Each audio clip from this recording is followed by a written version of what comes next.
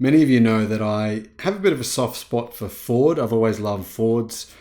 And this is a bit of a sad story because I've reported a few times over the last few months on the problem with the Mustang Mach-E sales because Mustang Mach-E is really not selling very well. And it's not because of production. Ford are delivering a lot less EVs than they're actually producing.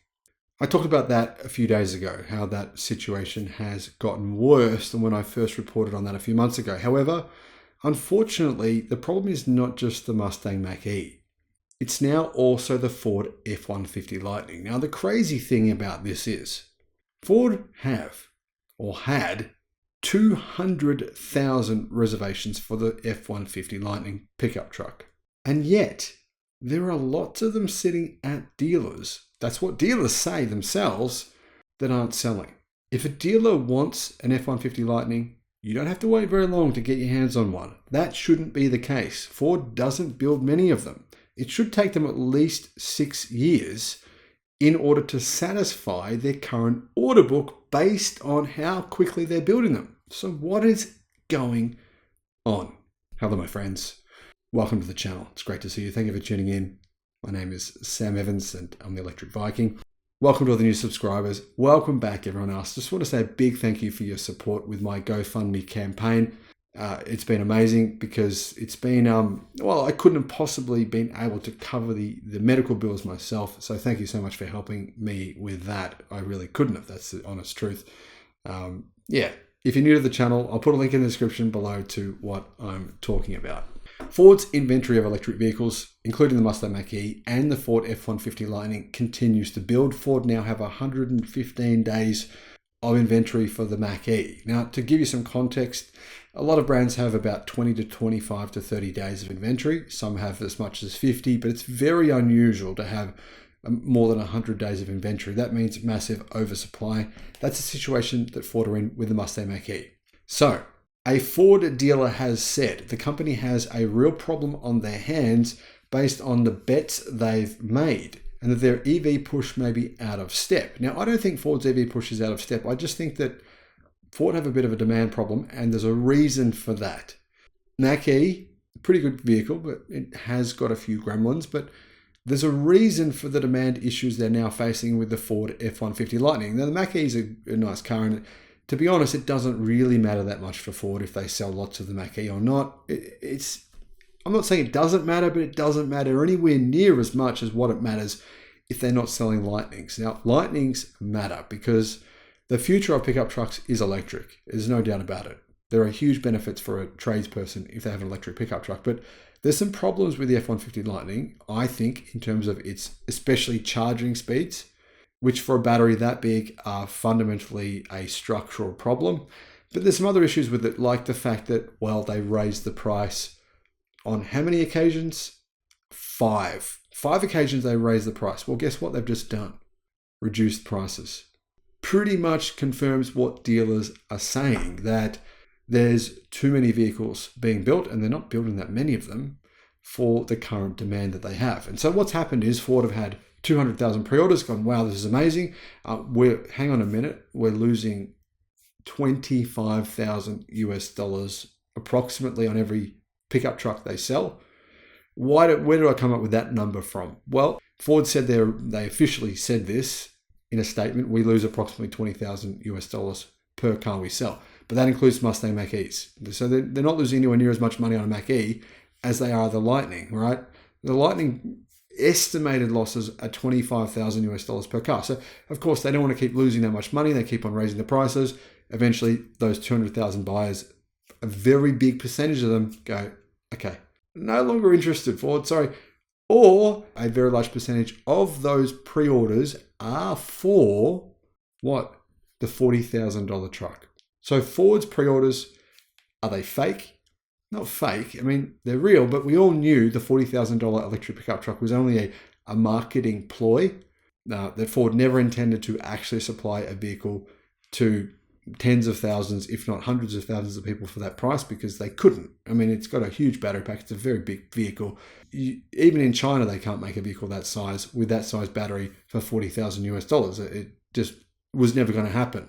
I said that many times. But the problem is Ford is obviously going to take in, I don't know, maybe 100,000 pre-orders for a $40,000 electric pickup truck. In other words, those 100,000 pre-orders were never, ever going to be fulfilled because those customers were never going to get their vehicles, and or Ford was going to increase the price so much that those customers would eventually just cancel their pre-orders.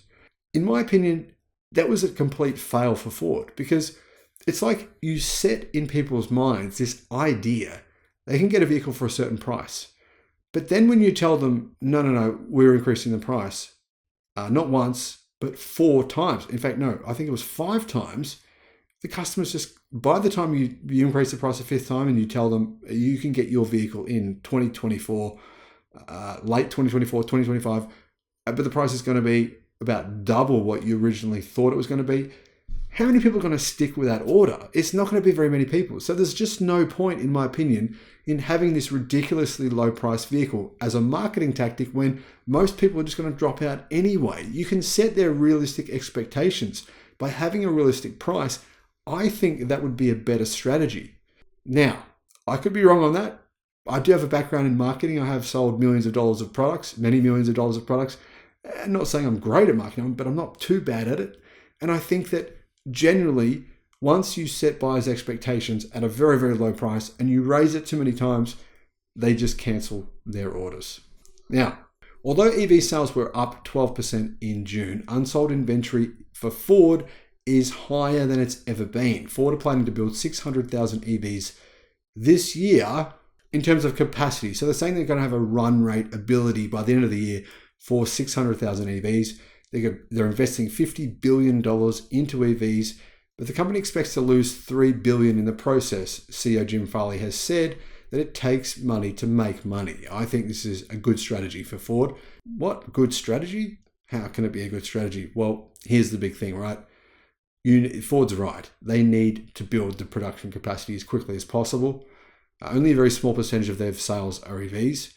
Now, you need to build massive capacity, because if you don't make basically hundreds and hundreds of thousands, if not millions of a product, the price to create each one is too high. So Ford's strategy here, use LFP batteries, manufacture LFP batteries in the United States, license the technology from China, then you can get the incentives in the US that will help you cover the cost of making those batteries, get a cheap loan from the US government, and make LFP batteries, which are significantly cheaper and probably going to be better, seeing as they'll probably use M3P batteries than Ultium battery packs. There's no doubt they'll be better than Ultium battery packs and much cheaper to manufacture. So Ford is about 70 steps in front of General Motors. There are a few steps in front of General Motors when it comes to batteries. The problem is they haven't started building that factory yet. They need to get a hurry on and build that factory. That's a big part of Ford's strategy. That will help them. But the problem here as well is this. A lot of dealers aren't even selling Ford EVs. So Ford has created a big problem for themselves, because probably half their dealers don't even sell EVs right now, because you've got to invest $1.3 million US just to sell Ford's electric cars. You can sell a very limited number if you invest $600,000.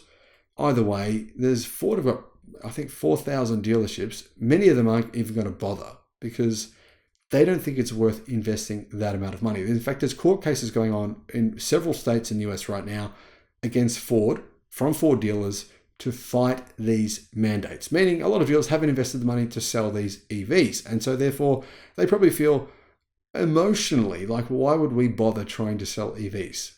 We feel like we're unfairly targeted by Ford. We shouldn't have to invest this much money. We can't afford this. We're not a big dealership, etc., etc.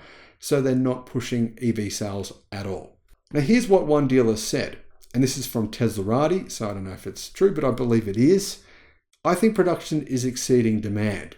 We are able to decline allocations from Ford. We didn't decline any models except EVs. Other dealers have reportedly turned away some of their Mustang Mach-E allocations because they don't have enough sales coming through for them. As for the Lightning, like I said before, Ford had 200,000 reservations. They shouldn't have any vehicles sitting in dealerships. They clearly do.